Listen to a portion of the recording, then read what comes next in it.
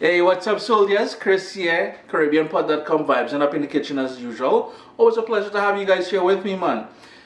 Instagram, if you follow me on Instagram at CaribbeanPod, you would have seen me make a wet pilau. I am not a huge fan of wet pilau. Team dry pilau for life, however, that's changing. This year wet pilau, rice, chicken, coconut milk, a little bit of spinach. Thing real kicking ASS. You're gonna want to stay tuned. This is what I call my ultimate wet pilau. Vibes it up, man.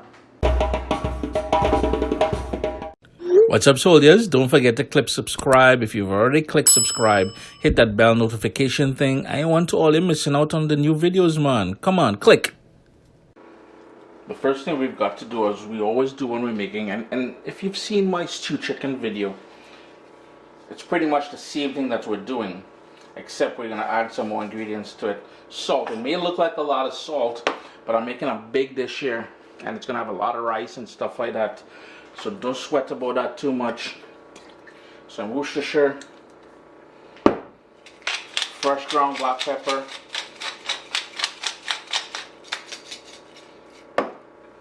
we need some grated ginger in there. And keep in mind, ginger will add a bit of a spicy note to this as well too, so we can be mindful of that. It will turn out to be a bit spicy with that ginger.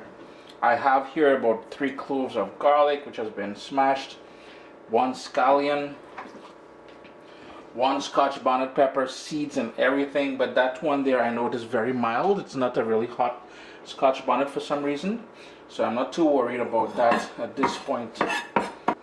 And what I was going to say is that it's pretty much the same way we season chicken and pork and beef if we were making a sort of a Caribbean style stew.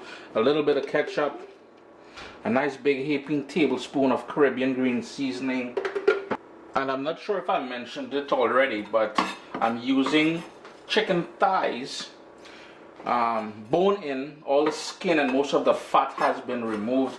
As much as the fat that I can possibly find has been removed.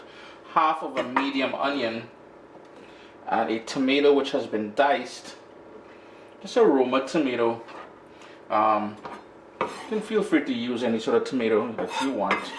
And all we're going to do now is give that a good mix. I'm going to have to go in with my hands in there. Give that a good mix, and typically I'd say let it marinate overnight. If not, at least a couple hours. I'm hungry, I want to eat right away, so I'm just going to continue on the go. So there you go, all seasoned up and ready to go. Like I said, couple hours overnight best, but in my case here I'm using it right away. If you wanted to use chicken breast or chicken legs or something, you can certainly do that, but in my humble opinion, chicken thighs with most of the fat and the skin removed with bone in gives the best results. That's just me. I've got a nice big heavy pot here on a medium heat. I'm going to go in with just a drizzle of olive oil. You don't want too much of that. Actually, my heat is on high, and I'm going to go in with about 1.5 tablespoons of golden brown sugar. And I know some of you, if you're new to Caribbean cooking and you've never seen the sort of brown stew method, the caramelization method that I'm doing here, you may want to think it's going to turn out to be sweet. I assure you, this is not a sweet dish. It's very, you got to give it a try. Try it, and then you'll see what I'm talking about. And what I like doing is moving the sugar around, because if you leave it in one spot, if you notice, I know that my pot has a hot spot that it creates, and the sugar will burn. Here's the other thing is, you need to have the chicken and everything ready to go in, because should this go beyond the sort of color that we're looking for and it goes black, it will cause the entire dish to go bitter, and you don't want that. So this is why I'm moving it around. It will go frothy, and then it's going to develop that nice rich amber color that we're looking for. If you notice all on the corners here, yes, and it will go smoky, and as soon as you see it starting to go black, a sort of dark color there, this is when we're going to start adding the pieces of chicken to the pot. Be careful, that's melted sugar, this is wet, so it potentially could jump back at you.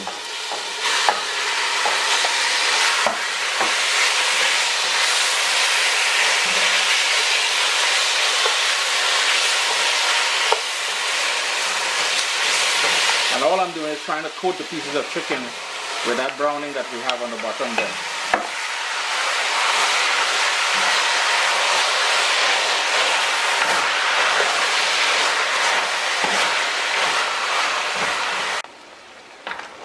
My heat is still on high now. I just want to make sure that we pick up any sort of lingering color on the bottom of the pot. They're kind of deglazing it with the seasoned chicken at this point. I'm just going to put my lid on there now and let that go for about 4 minutes. What we're going to do now is give that another quick stir. And we're going to leave the pot open now because we want to burn off all that liquid that the chicken sprouted up there. That's just natural juices. Because what that will do is sort of intensify the color and the flavor of the entire pilau. All the liquid is gone, so we just have this sort of thick gravy from all that marinade and everything else on the bottom of the pot there. In the same bowl that I marinated the chicken in, I went in with 1 cup of water to pick up all the leftover marinade. And about 1.5 cups of dried pigeon peas, 1 large carrot that's been diced. Try to keep them as even as possible so they cook evenly at the same time. My heat is still on high, and as this comes up to temperature, to a bubble, I'm going to go and wash my rice and get it ready. Now pigeon peas, some people call them Congo peas or gongo peas, is something we use quite a bit down in the Caribbean. If you cannot get it fresh, this is out of a can. You can find it in most West Indian grocery stores, Latin grocery stores, as well as some of the more bigger Asian markets. They all stock them. I use the dried ones, and you can also get the green ones. It's totally fine to use either or. And this being one of them nice big 1-pot dishes. This is something my mom would usually cook before we went to the beach. So after we went swimming, and I think I spoke about this in my cookbook, after you come back from swimming, you're hungry, you're going to sit back and tuck into one of these here. 4 cups of washed rice, that's long grain parboiled brown rice.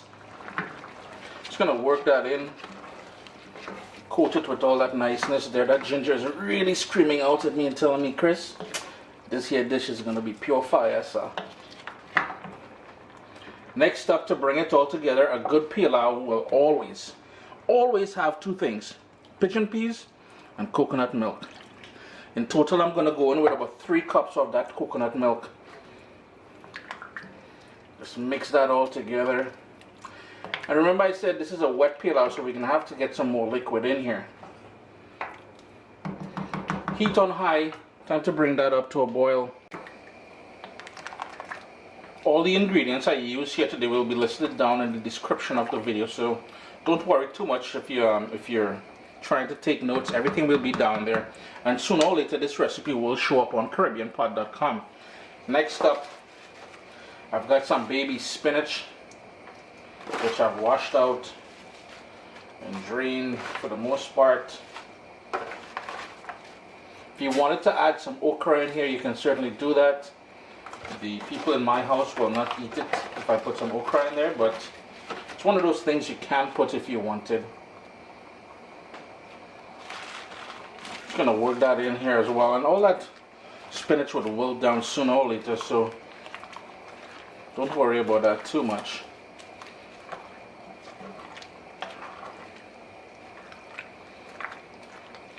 And earlier I said we're gonna need some more liquid, so I'm going to go in with a bit more water in there.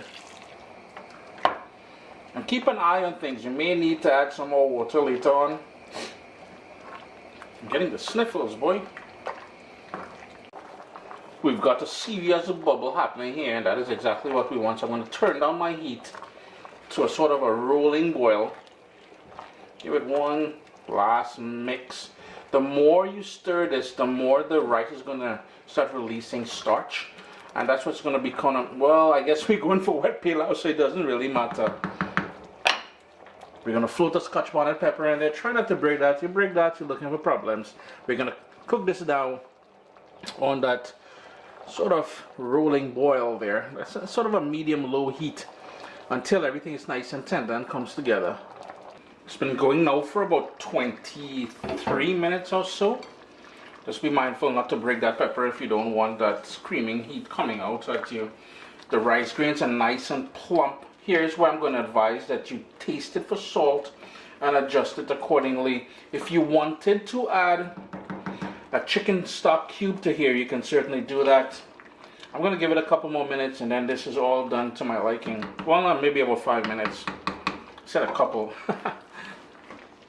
I just turned off the stove. It's still a little bit too wet for my liking, but I know the residual heat on this pot will continue to cook it. Chris here, CaribbeanPot.com. Always a pleasure to have you guys here in the kitchen with me. As always, a pleasure. Wet pilau, I've always been an advocate and lobbyist for dry pilau, but I'll be honest with you, this wet pilau is starting to really be appealing to me, you know. Just let it sit there covered for another 10 minutes or so and then get cracking in there. My little baby is here. We've got cookbooks, guys. WestIndianFoodCompany.com. Get your copy today.